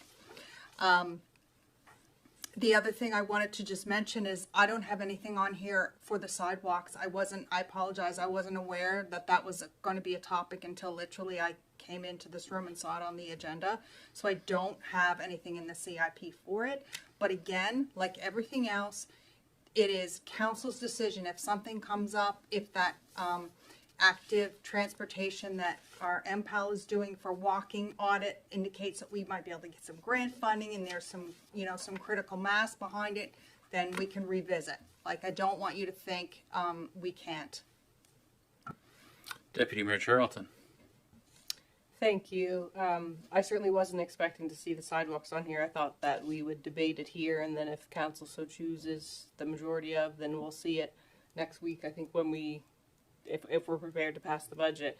On that note, I would be advocating to add the sidewalk from Millard Avenue to George Street. I think segment 1 is in the report here. I think it was noted at the last budget meeting that there was around $340,000 of unspent library funds that were previously budgeted. And I think that the walkability audit that's going to be completed for the end of May will be a great resource for us to advocate for grant funds. But I think it would be important that council consider putting at least, I would certainly be comfortable with phase 1 in the 2025-2026 capital investment plan. We could allocate the 340, I think it was from the Canada Community Building Fund. We could allocate that, and we could potentially allocate the remaining from the surplus, or if council wanted to consider long-term borrowing, whatever it is, because you can't say we're going to get the other half off of grants. That you can't plan that way. You can hope for grant funds and not use your funds that you've allocated. But I think if we have that walkability audit coming the end of May, it's not very long from now. It's been identified in the community, the desire to have an accessible, safe sidewalk on the White Point Road. That seems to be the most problematic area. I think it makes sense to plan for that. Thank you. So I'm just looking to bring up the, I can't find the report from Director Grant. What was the total expected, and then with that 40%, give or take, that wide sweeping area for contingency. I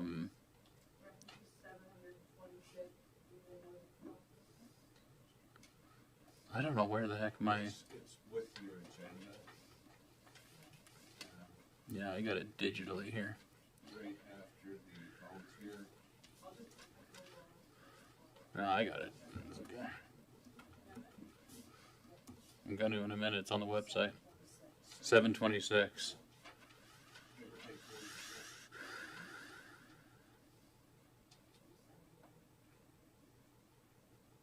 And to be funded from the unspent monies on the actual renovation of the LBDC to accommodate the library space, in addition to what, 1.4 million. It's 7 all in, 740.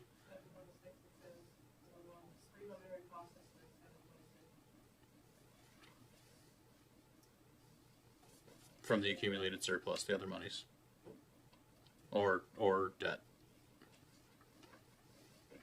Okay. What do we think? What does council think? Well, I just want to remind everybody that that's an interim library, and that if we start sucking the funds out of that for when it's eventually not an interim anymore and it's moving somewhere else, that I don't think it's going to go over well with the community, especially the advocates for the library. I think safety-wise, we need sidewalks. We need to go out to that building, but right now we have an empty, a big portion of that building is empty. We've got a tenant and then we've got the interim library. So, I mean, we've got time until our next meeting to discuss this for sure and have at it again, but I don't think at this point that I would be comfortable taking the money out of the library fund. How do others feel on this item? Is there a question for clarification? Or? Go ahead, Councillor Percy. Well, for me, it doesn't matter if it's a temporary library or not. We want to make the building so it's accessible because we put a lot of money into that building, especially with our heating and air conditioning unit. We want to fill that and make it as usable or be able to get to it as possible. So we put so much money into it, I'd like to see the building full. I guess that's the best way of saying it. How do other members of the council feel on this item? Sure, go ahead, Deputy Mayor Sheraldon. Thank you. It was mentioned earlier about the library money. I believe the $343,000, and Director Vino can correct me if I'm wrong, was the $1 million and a bit that was allocated for the renovations of that space, and it wasn't all used.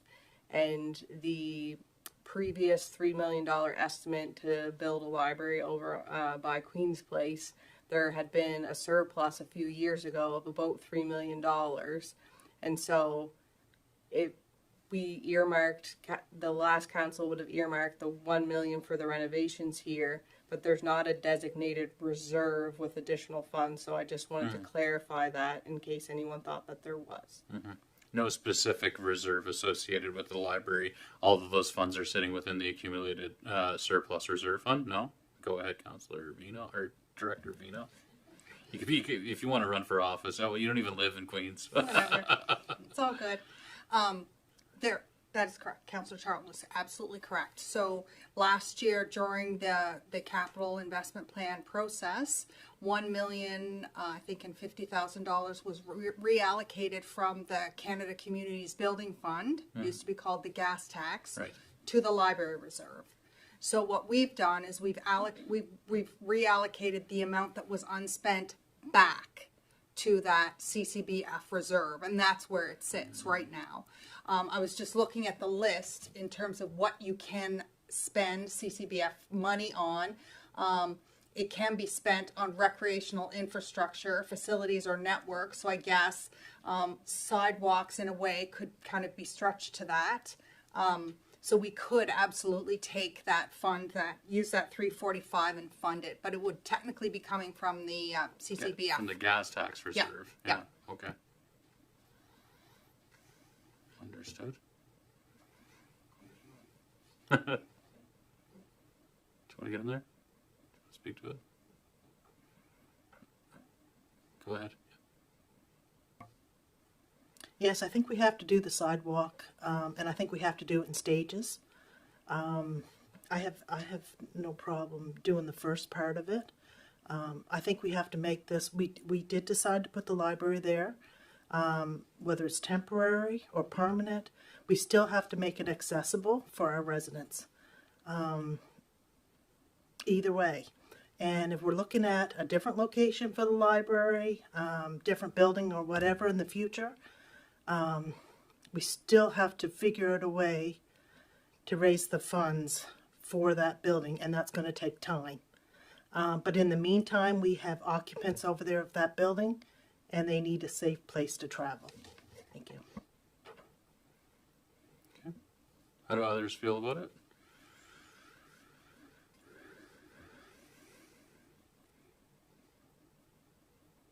Has even talked to the people over at the library, who are there, who would like to have a different location and like to have a more permanent one. They understand that to build a new building would probably be at least 4 or 5 years out. Yeah. So 4 or 5 years out, we have to have people getting to the library, even if you're going to do it just for the library alone. So they are all for it to make it accessible. So they're not saying, well, don't put sidewalks there because we're not going to be here. They know they're going to be there at least 4 or 5 years, even at a minimum. That's what they're saying. You're missing the point. Yep. You're missing the point. I'm not saying that I was against sidewalks going there. What I was against, it was coming out of a library fund. But that has been cleared up by Director Vino. So don't misplace my words. I didn't say I was against that building being accessible. I was against money coming from the library. Okay. Thank you, Councillor Wenzel. Any further debate or discussion on it? So, how is council feeling? Is it my sense is that most of the council then would be in favor of having staff include the expenditures associated with the first phase of that project from Millard to Harley Humphrey Drive. Is that, pardon? If you'd like to put a motion forward. So I move to include segment 1 of the, just let me pull the report up. I move to include segment 1, White Point Road, Miller to Harley Humphrey, to be included on the capital investment plan for 2026 at a estimated cost of $726,000, with the unspent amount from the Canadian Community Building Fund for the live. This is way too long of a motion. I'm going to back up. So I move to include segment 1, White Point Road, Miller to Harley Humphrey sidewalk improvement on the capital investment plan for 2026, and I'll let staff flush out the rest. Thank you. Is there a second? Second to the motion? Councillor Merrow? Further debate or discussion on it? Any further debate or discussion before I ask the question? Okay, all those in favor? Carried.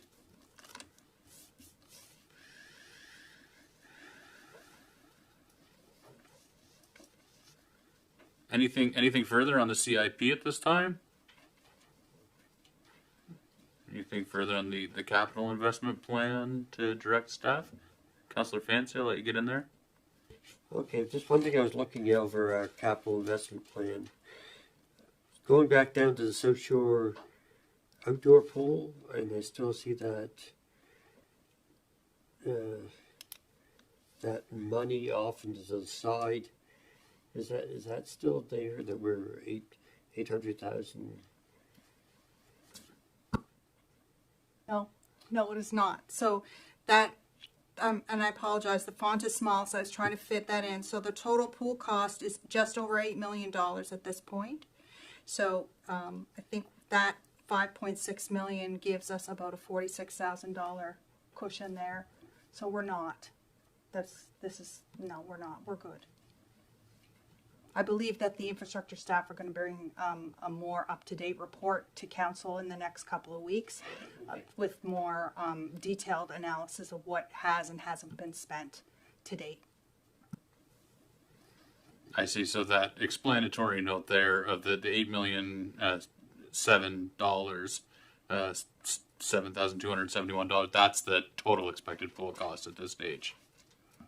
That is the number I have. That's correct. Okay. I can hardly read it, Jack. It's not just you. Anything further on the CIP? Okay. Good. Councillor Wenzel? First of all, I want to talk about the Mount Pleasant Exchange. And I want to apologize if I caused any undue pressure to any of the staff or any other councillors when I sent that email out. So I will frame my questioning a little differently. First of all, I mean,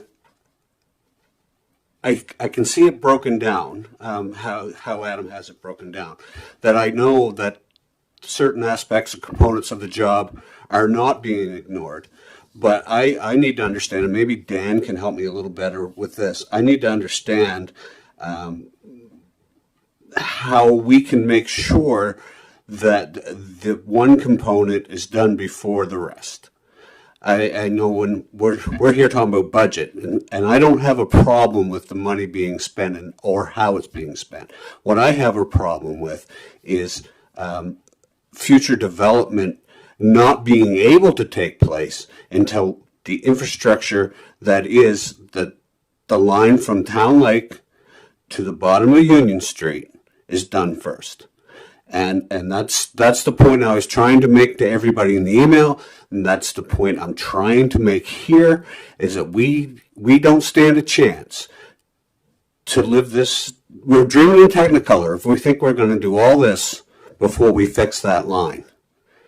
And I have a feeling that we're going to end up sorry if we don't soon fix that, because that is 1890 piping. And if it breaks tomorrow and you lose more water than what you're already losing, how are you going to feed the hospital? How are you going to feed your fire hydrants? How are you going to, your fire protection, your future development? I just need to know how we can prioritize that component being done before we touch anything else.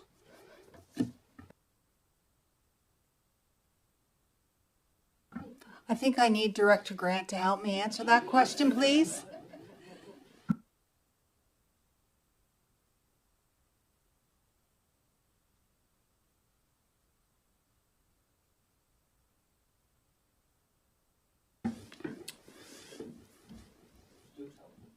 Helping you? Help me.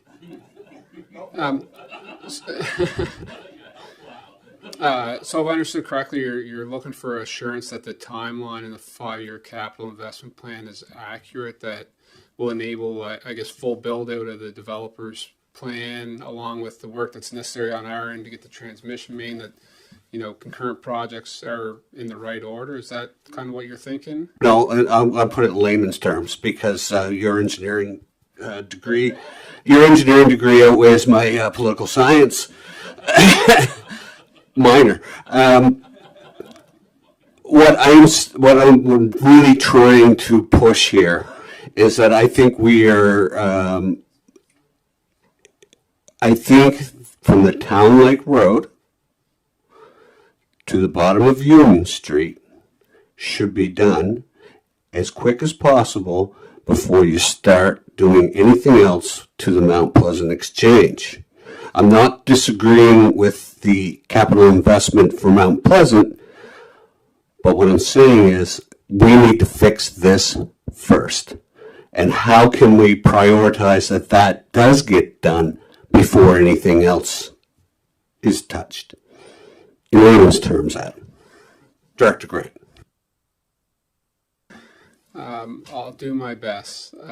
So breaking it down two projects, kind of as you spoke of, the transmission main on Roy Turner Road till it meets the town line. It doesn't have to get to Union Street before we'll have an impact on the system. Once it hits Wolf Street, it will have a substantial impact on the whole system. But the continuation of that to Union Street will enable us, I guess, to be kind of at the utmost condition we could reach within a reasonable time period, which is 5 years. But certainly within the next 2 years, I think it is, that we hit Wolf Street, that would have a substantial impact. It would enable us to eliminate the cross-country water line that exists now under the 103 highway, through some private property in the Town Lake Wolf Street area, etc. Does that bring you some ease? It brings me a little ease, but not much satisfaction, because Wolf Street's not that far, and I think you can get to Union Street in a year. Yeah, I beg to differ. I wish that were true.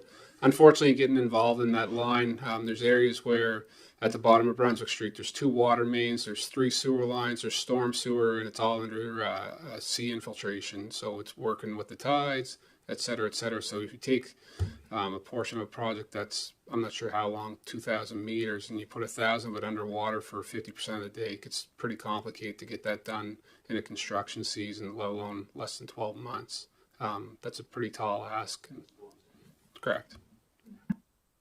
That straightens a few things out here. But then again, as you've been witness to, we've put flood mitigation and climate change on the back burner here for at least a year, which is very cohesive with our problem with that new line and with that old line sitting there right now. One good storm surge, and you know that whole west side is flooded, right? We know the parking lot is flooded. We know it gets mixed with the sewer water. We know the pipeline is from 1890. So, again, I thank you, and I think I understand it a little better now, but I still believe it to be a very big priority for this community. Thank you, Director Gant. Thank you, Councillor Wenzel. And I think what Councillor Jenkins was pointing out was that the asterisks,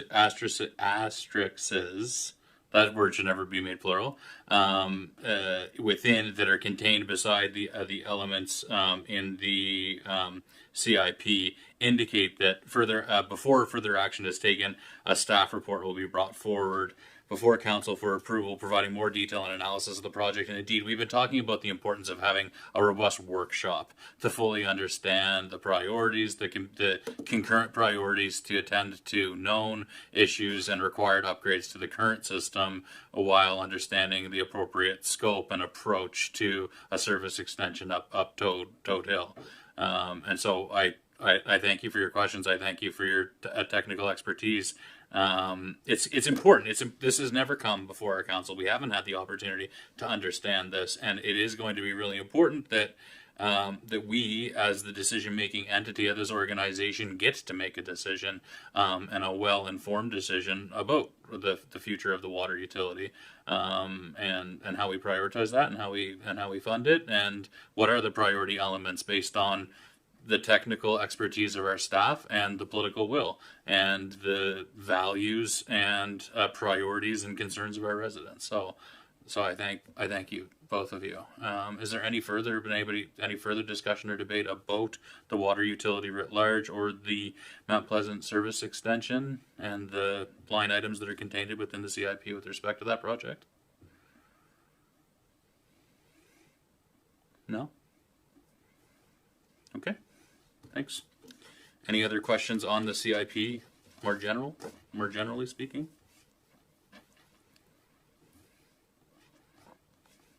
No? Thanks again to staff for your guidance and support in supporting this council to make some decisions and to be able to deliberate this budget. Appreciate it.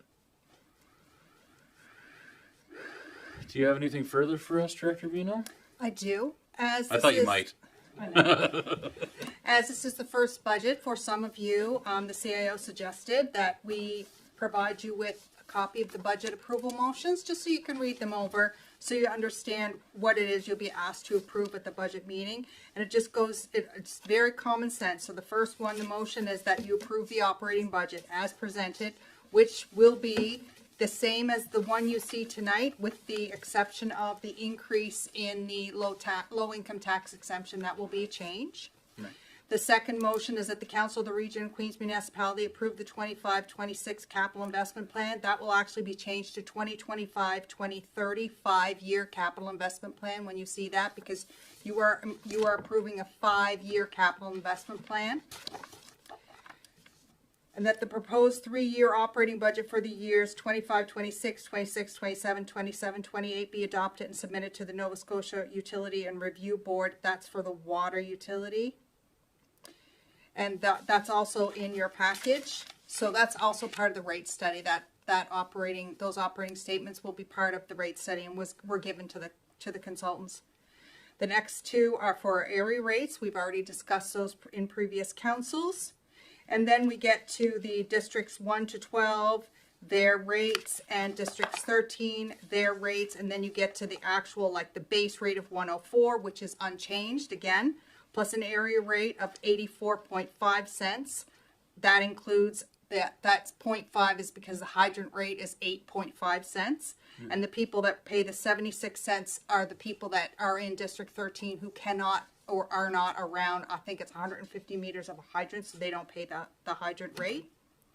And so the second part of that page is District 1 to 12. So it talks about the 104 base rate and the area rate of 2 cents. Again, that's the J-class roads rate that was 3 cents last year and is now 2.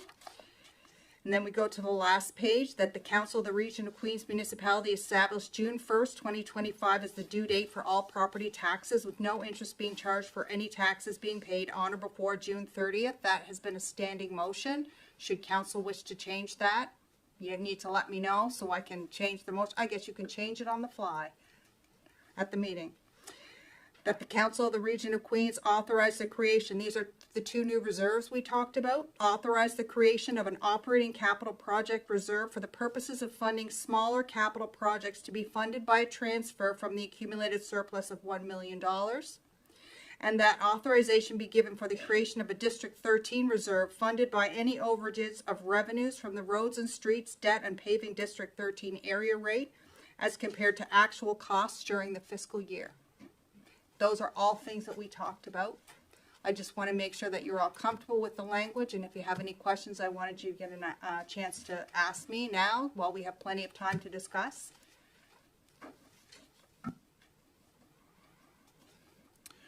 Looks good. The motion with respect to the due date, and that we establish the due date for property taxes, and that there is a period for property taxes to be paid without interest being charged. Is that very common practice? Is that pretty much common across all municipal units to have that type of period in place? CAO, Dougal, or do you know, is that pretty common, or is there are there other municipal units who have like like longer windows of time, or is that? It's a great question. I think it is common for a municipality to establish a due date. Probably varies between those municipalities that just send out one tax bill versus those that have an interim and a final tax bill. We're one of the municipalities that has just one bill. There's advantages to that, particularly for cash flow. So I would say there's probably a variety of lead times, but all municipalities would establish a due date for the payment of taxes. Yeah, and this might be a dumb question. Like, I know we pay our property taxes through our mortgage. So does the bank pay you the tax bill on? How does that work out? Yes, Yeah. they do. Yeah. But they're moving away from it. So I would advise anyone listening here to make sure that your taxes are still being paid for by your bank, because there are a few banks that are moving away from doing that. And we also have at times people pay them and then the bank pays them, and then we refund the difference. Okay. Always like a reason to call and complain to my bank. So, any questions or concerns from members of council on the various motions that we'll be looking to approve once we've completed the deliberations on the budget? No? Clear as mud? Go ahead, Deputy Mayor. I don't have any questions, but I would just like to thank Director Vino and the finance team and the other staff members, CAO, different directors, managers, everyone who has contributed to this process. This has been, from my view, in comparison to other years, the best budget deliberations that we've had. There's really great information. I certainly haven't wondered if certain things weren't being brought forward or anything like that. It's been absolutely fantastic, and I just would like to thank you.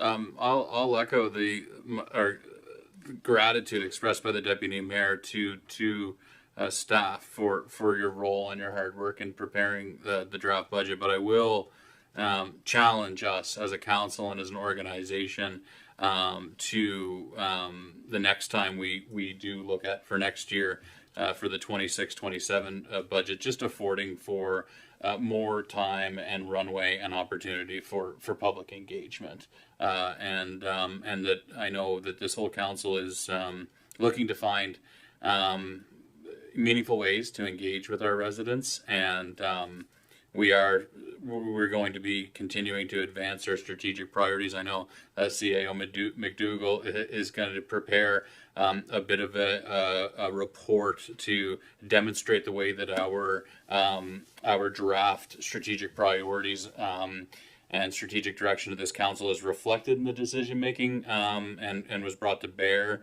in the decisions that we've made and the initiatives that we brought forward for this budget, and then moving forward, and we'll be looking for opportunities to reflect on both of those things: the strategic direction that this council is taking this organization, and how that's reflected in how we're spending taxpayers' monies in preparation and leading up to and so throughout this next year. And I know, speaking personally, I committed to the residents of Queens to be hosting town hall sessions in each region, and will stand up to that commitment and look for an opportunity to do that. Probably. As it takes shape, and we'll look to work with my colleagues around the council to identify the appropriate time and place and opportunity to do that, and really, value the importance of including the residents and engaging our residents, and bringing their values and opinions and challenges and experiences to bear in our decision making.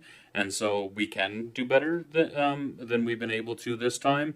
But given the state of the organization and some of the challenges that we've experienced as an organization since this council was elected, I'm really proud of how far we've come, and I'm very pleased and grateful for the guidance and support the staff have been able to provide us, given the circumstance and the context that we've been working within.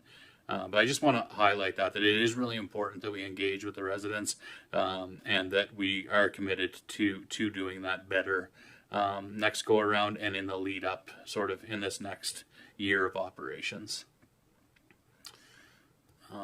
Yeah. Anything further from members of the council? Director Vino, is there anything further from you this evening? Is that it? My goodness. Thank you for your patience, and I'm very grateful that none of you fell asleep during any of my talks. Okay.